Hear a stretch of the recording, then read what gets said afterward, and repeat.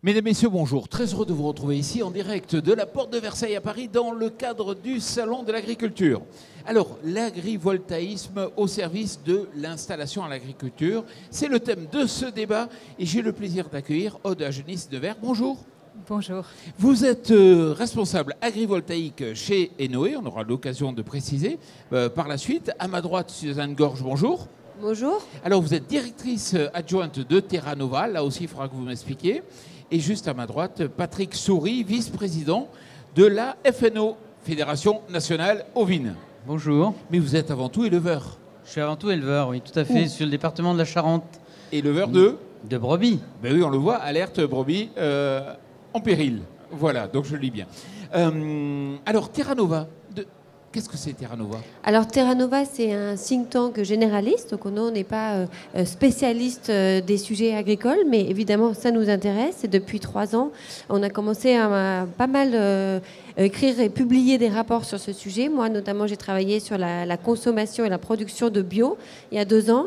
On a travaillé aussi sur les cantines. Enfin, voilà, c'est un sujet qu'on essaye de porter de façon systémique en intégrant tous les acteurs de la filière, producteurs, consommateurs, agriculteurs, et c'est pour ça que d'ici quelques jours, on va publier un rapport sur le renouvellement des générations en agriculture. Et on aura l'occasion d'en Exactement. parler. Voilà. Et Aude, vous, Enoé, est-ce que vous pouvez nous présenter un peu rapidement ? Alors, succinctement, Enoé, c'est un producteur français d'énergie renouvelable. Ouais. Et on a un focus particulier sur l'agrivoltaïsme qui nous tient vraiment à cœur. Très bien, parlez bien près du micro. Alors, Suzanne, justement, on en parle de cette enquête. Oui, alors on a mené en novembre 2023 une enquête avec le collectif Nourrir. C'est BVA qui s'est chargé de la réalisation de cette enquête. Une enquête qu'on a menée auprès de 600 agriculteurs. Et dans ces 600 agriculteurs, il y en avait à peu près 80 qui s'étaient installés depuis moins de 10 ans. Et ce qu'on a voulu faire avec cette enquête, c'est de poser la même série de questions à des agriculteurs nouvellement installés, ainsi qu'aux autres agriculteurs, pour voir si finalement il y avait des spécificités dans les réponses des nouveaux installés et pour mieux comprendre quels sont leurs profils, leur origine, leur parcours, mais surtout leurs attentes, leur sensibilité évidemment sur la question écologique et voir à partir de ces éléments-là comment on pouvait adapter les politiques publiques d'accueil et d'installation et de transmission pour qu'elles puissent mieux s'adapter à ces nouveaux modes de production des nouveaux agriculteurs. Et justement, l'agrivoltaïsme qui nous réunit un peu dans cette émission, est-ce que c'est ressorti cette enquête ? Oui, parmi les éléments qui sont ressortis dans cette enquête, on a vu que la question de la diversification est finalement un sujet assez important pour ceux qui s'installent. L'idée, c'est vraiment conjuguer création de valeur, résilience écologique et souveraineté alimentaire. Donc ces 3 dimensions sont extrêmement fortes. Ce qu'on voit, c'est qu'aujourd'hui, un agriculteur sur 5 est biactif. Donc de toute façon, la question du revenu et la complémentarité du revenu faisait déjà partie des éléments qui étaient sur la table. Mais ce qu'on voit, c'est qu'aujourd'hui, parmi ceux qui s'installent, ils ont envie de transformer, ils ont envie d'être en circuit court, ils ont envie d'avoir des revenus complémentaires et les ENR font partie des dispositifs qui sont fréquemment mis en avant dans les réponses de ces nouveaux installés. Patrick, ça veut dire que quelque part la production d'énergie, c'est une diversification peut-être à imaginer comme une culture. Alors ça peut être une diversification, c'est surtout une complémentarité avec de l'élevage, où l'élevage reste majoritaire dans la composition à la fois du revenu et de l'activité. C'est bien la production d'énergie qui doit s'adapter à la production agricole.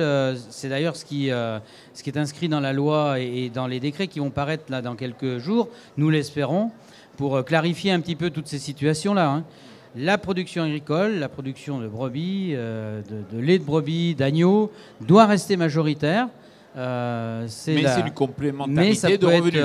Complémentarité, puis ça peut être aussi une réelle opportunité pour mettre le pied à l'étrier à des porteurs de projets qui n'ont pas forcément d'origine agricole. D'accord. Justement, est-ce que vous avez des exemples de jeunes qui ont pu s'installer, vous, Aude, alors qu'ils n'auraient peut-être pas pu s'installer s'il n'y avait pas eu l'apport du revenu complémentaire ? Oui, alors tout à fait. C'était une démarche qu'on a eue avec la création d'Enoé aussi, d'aller dans ce sens, d'aider par les projets agrivoltaïques un agriculteur à s'installer, un jeune à s'installer et un cédant à prendre sa retraite. Et donc en Haute-Vienne, on a aujourd'hui 3 jeunes qui vont s'installer. Il y en a un qui est déjà installé, sachant qu'avec les pas de temps qui sont ceux des projets agrivoltaïques, le projet n'est pas encore construit, mais on a déjà un jeune qui travaille. D'ailleurs, il devait être là aujourd'hui, mais il est en train de faire ses agnelages.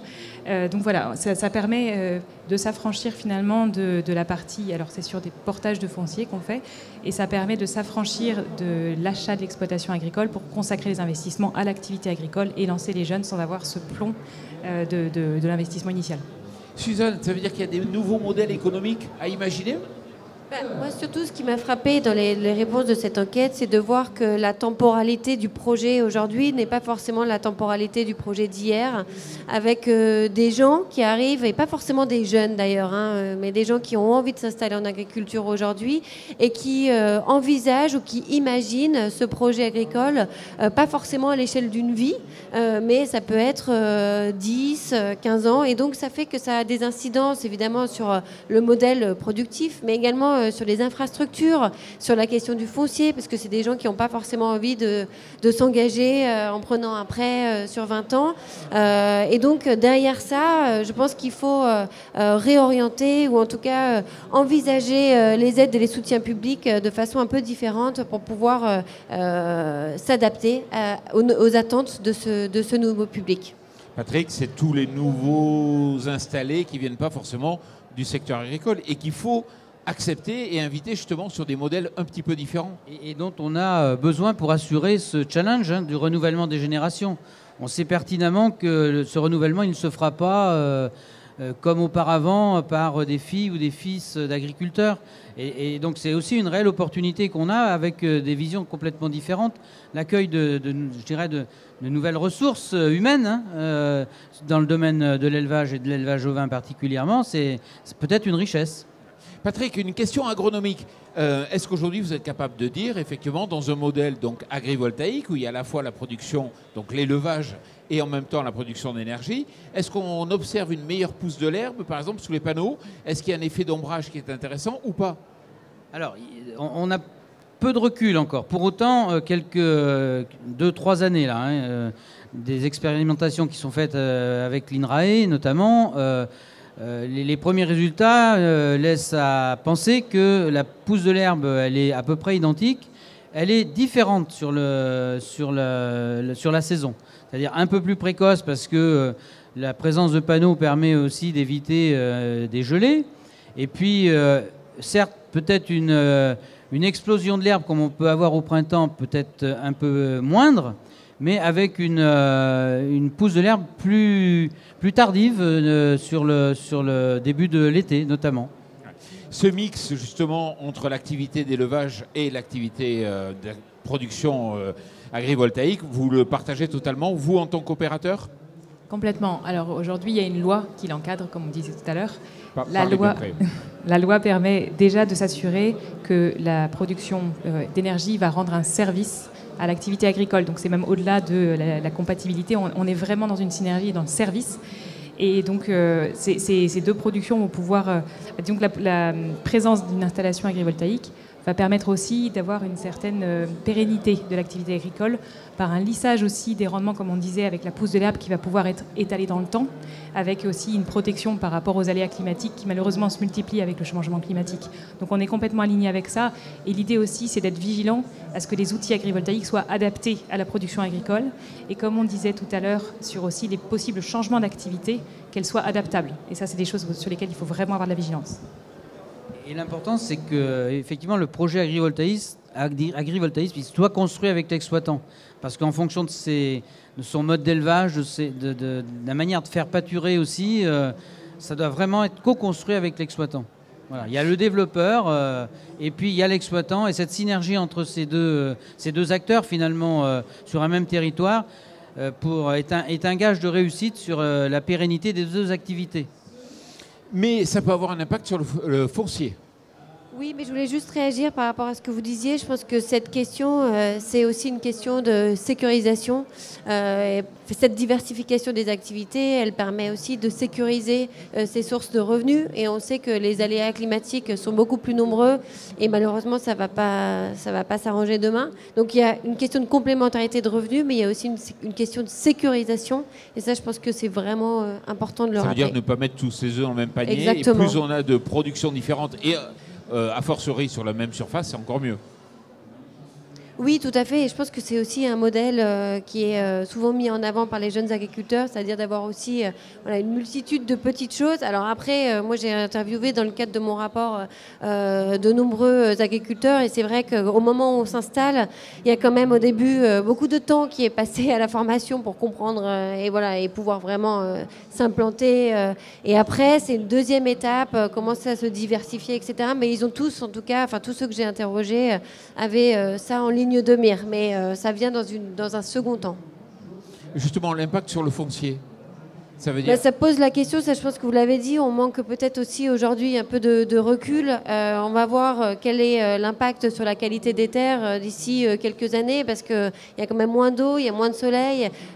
Donc il y a de jeunes agriculteurs qui s'inquiètent aussi de savoir si aujourd'hui les terres sur lesquelles ils sont en fermage pourront être demain revendues ou réutilisées pour d'autres usages qui seront économiquement peut-être plus rentables pour les propriétaires. Donc ça c'était vraiment aussi le sujet, je pense, qui un peu d'inquiétude de la part des agriculteurs et on comprend.